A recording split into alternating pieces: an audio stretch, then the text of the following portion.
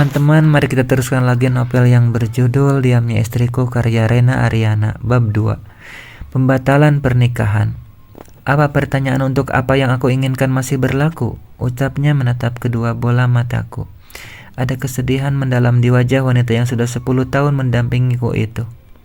Iya ma, apapun itu asal mama jangan mendiamkan papa seperti itu. Papa sayang sama mama sangat. Ucapku hendak meraih tubuh indah ke pelukanku, namun wanita itu langsung menghindarinya. Jawab permintaan aku dulu, singkatnya tanpa embel-embel mama ataupun papa. Katakan ma, batalkan pernikahan papa dan Maya. Apa papa bersedia? Pintanya membuat tenggorokanku tercekat. Sejenak aku terdiam, tidak langsung menjawab permintaannya. Ini tidaklah mungkin. Semua keperluan pernikahan sudah disiapkan. Undangan juga sudah disebar. Lantas bagaimana mungkin aku membatalkan pernikahan ini? Aku tidak mungkin bisa melakukannya. Itu sama saja aku menyakiti hati Maya.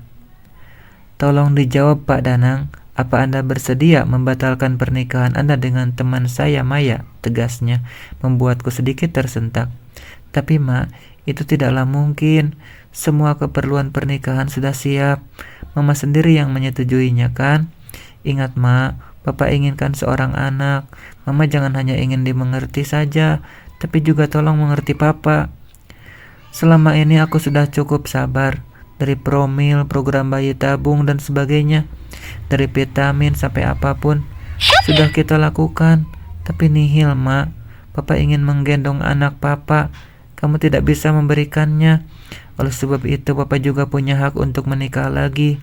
Tegasku meremas kedua bahunya. Kamu jangan egois Ma. Banyak perempuan yang ikhlas berbagi suami jika sang istri tidak sempurna. Karena apa? Mereka sadar akan ketidaksempurnaannya. Lagi pula kita bisa hidup rukun Ma. Papa juga akan bersikap adil. Ucapku panjang kali lebar. Sementara Indah hanya diam, entah mendengarkan atau tidak. Tapi Papa tidak mau mengadopsi anak dari panti asuhan misalnya. Itu tidak bisa dijadikan alasan Pak. Kita bisa angkat anak dari panti dan menyayanginya sepenuh hati. Pasti kamu akan bersedia jika benar kamu mencintaiku Pak. Tegasnya sembari menahan air mata yang hampir terjatuh. Lagi pula tidak ada wanita manapun yang rela berbagi suami. Itu sangat menyakitkan. Membayangkan saja aku sakit, ya Allah. Entah aku kuat atau tidak. Kalau memang bentuk cinta kamu dengan tidak menerima kekuranganku, alangkah lebih baiknya aku tidak dicintai olehmu asal kamu bisa setia kepadaku. Lirihnya tegas. Jika kamu sudah selesai berbicara, sekarang tolong biarkan aku yang bicara. Pertama, aku ingin seorang anak keturunanku sendiri. Aku ingin darah dagingku, bukan anak adopsi. Aku punya hak atas keturunan. Aku harap kamu bisa mengerti. Terserah kamu mau terima atau tidak. Maaf, aku tidak bisa membatalkan pernikahan dengan Maya. Meskipun sebesar gunung aku mencintaimu. Tolong mengerti aku. Jangan selalu aku yang mengerti kamu, ujarku. Indah hanya terdiam sambil menganggukkan kepala. Baik kalau itu maumu Mas. Tapi aku minta maaf sama kamu Mas. Mas Danang, aku tidak sanggup jika harus dimadu. Lebih baik kamu segera ceraikan aku. Tegasnya, sampai kapanpun aku tidak akan pernah mau menceraikan Indah. Aku sangat mencintainya. Aku tidak mau menceraikan kamu sampai kapanpun. Apa susahnya sih menerima Maya sebagai adik madumu? Dia bakal memberi kita seorang anak dan yang terpenting, anak itu darah dagingku sayang. Tolong mengerti itu. Dan ya, perempuan sangat berdosa jika meminta cerai. Apa salahku padamu hingga kamu meminta untuk cerai? Aku tidak berselingkuh. Aku juga meminta izinmu untuk menikahi Maya. Tolong jangan egois Ma. Kamu sendiri yang saat itu mengiyakan. Kenapa setelah semua siap kamu membuat drama? Harusnya dari awal. Jika memang kamu tidak mengizinkan aku. Akhirnya suaraku mulai meninggi juga. Dan ya, kalau aku membatalkan pernikahan ini, sama saja aku melukai hati Maya. Jadi aku minta sama kamu, mengertilah aku untuk kali ini saja, tekanku. Sekali lagi Indah hanya mengangguk mantap. Tidak ada lagi air mata yang keluar membasahi pipinya. Bahkan dengan cepat perempuan itu mengusap sisa air mata yang masih tertinggal di sudut matanya. Sepertinya percuma mendebatmu Mas. Percuma juga aku ungkapkan isi hatiku. Lagi pula kamu tetaplah pada pendirianmu untuk menikah lagi bukan? Kamu memikirkan hati Maya, tapi kamu tidak memikirkan hati aku Mas. Apakah aku sakit? Kamu tidak peduli. Yang ada di pikiran kamu saat ini hanyalah keinginan untuk menikahi Maya. Benar, aku memang saat itu mengiyakan. Tapi karena apa, Mas? Karena kalian menekanku, menghinaku sebagai wanita tidak sempurna. Di situ pun aku sadar, Mas, ketidaksempurnaanku menjadi alasan kuat untukmu memaduku. Dan jawaban penting sudah kudapat hari ini. Kamu tidak lagi peduli padaku, Mas. Tidak lagi memikirkan perasaanku. Bukan aku yang egois, tapi kamu. Janjimu hanyalah tinggal janji. Mungkin kamu lupa, atau sengaja melupakannya. Tepatnya pura-pura lupa. Kemudian wanita itu kembali masuk ke kamar dan menutup pintunya. Sementara aku memutuskan untuk membaringkan diri di sofa ruang tamu. Jelas saja sambil memikirkan sikap Indah yang sangat egois itu. Apa dia inginkan kalau baiknya aku ini berselingkuh? Aku tidak mau mengawali hubungan dengan cara seperti itu. Lagi pula aku memiliki hak, bukan? Poligami juga tidak dilarang dalam agama. Selama ini aku sudah cukup sabar. Aku menerima kekurangan dia, tidak pernah menuntut untuk menjadi istri yang sempurna. Untung suaminya aku. Kalau bukan aku, mungkin sudah dicampakkan. Ting nong, terdengar suara bel berbunyi. Segera aku pun bangkit dan bergegas membuka pintu. Dengan wajah lusuh tentunya. Mas, lama banget buka pintunya. Protes wanita yang esok akan menjadi istriku itu. Ya, tamu yang datang adalah Maya. Aku tungguin kok nggak datang-datang sampai malam begini. Ya udah, aku inisiatif datang sendiri saja mengantar pakaian Mbak Indah. Kamu kenapa sih lesu banget? Mbak Indah mana? Cerocos Maya sambil menyelonong masuk. Tak mungkin juga aku ceritakan padanya kalau penyebab wajah lesuku karena Indah menolak pernikahan ini. Mas, aku tanya, Mbak Indah kemana? Aku mau memberikannya pakaian terbaik untuk acara pernikahan kita lusa. Pasti Mbak Indah suka banget. Ada di kamarnya, jawabku malas. Maya mengangkat kedua alisnya kemudian gegas ke kamar utama kami. Kamar yang penuh kenangan, namun sudah seminggu ini aku tidak pernah memasukinya. Tok tok, Mbak Indah, ini Maya. Buka Mbak, lihat apa yang aku bawa untuk Mbak Indah, ucap Maya sembari terus mengetuk pintu. Mas, Mbak Indah tidur. Kok nggak dibuka-buka ya? Tanyanya saat aku menghampirinya. Aku nggak tahu. Kamu kenapa sih hari ini aneh banget, Mas? Gak kelihatan semangat. Padahal sebentar lagi kita akan menjadi pengantin, ucapnya menatapku curiga. Jika seperti itu wajah Maya terlihat sangat menggemaskan. Aku pun membawa tubuhnya ke pelukanku. Di saat yang bersamaan Indah tiba-tiba saja membuka pintu kamar dan melihat kami yang sedang berpelukan. Ada apa? Tanyanya. Maya melepaskan tubuhnya dari pelukanku. Ini Mbak, aku mengantarkan pakaian untuk Mbak pakai di hari pernikahan kami, ucap Maya penuh senyum. Aku berharap Indah membalas senyum itu supaya mereka bisa terlihat akrab. Tapi tersenyum pun Indah enggan. Tidak ada lagi bentuk keakraban yang Indah tunjukkan untuk Maya seperti pertama kali bertemu di acara kantor dulu. Taruh saja di sana, kalau sudah selesai kalian boleh pergi, ucapnya kembali menutup pintu. Maya pun dengan malas meletakkan pakaian pengantin itu di depan pintu kamar karena Indah enggan untuk menerimanya. Sombong sekali istri kamu itu, Mas. Padahal aku sudah bersikap baik, tapi dia seperti itu. Gak punya pikiran banget ya.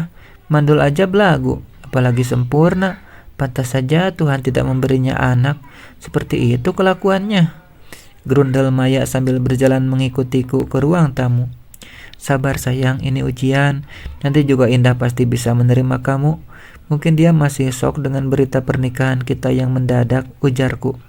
Iya Mas, aku tidak peduli bagaimana sikap dia padaku nantinya. Yang terpenting buat aku adalah kamu dan aku. Hanya saja yang aku sayangkan, seharusnya dia dengan legowo bisa menerima pernikahan kita. Kesalnya sembari menjatuhkan diri di sofa. Sudah, tidak usah dipikirkan. Kata kamu yang terpenting aku dan kamu kan. Jangan rusak momen bahagia kita, ucapku coba menenangkannya. Meskipun aku sendiri merasa tidak tenang, apalagi Indah seperti telah enggan memanggilku menggunakan panggilan kesayangan yang biasa kami pakai. Hari ini akhirnya tiba juga hari pernikahanku dengan Maya, dan kami juga telah sah menjadi pasangan suami istri. Keluarga besar Maya terlihat sangat bahagia.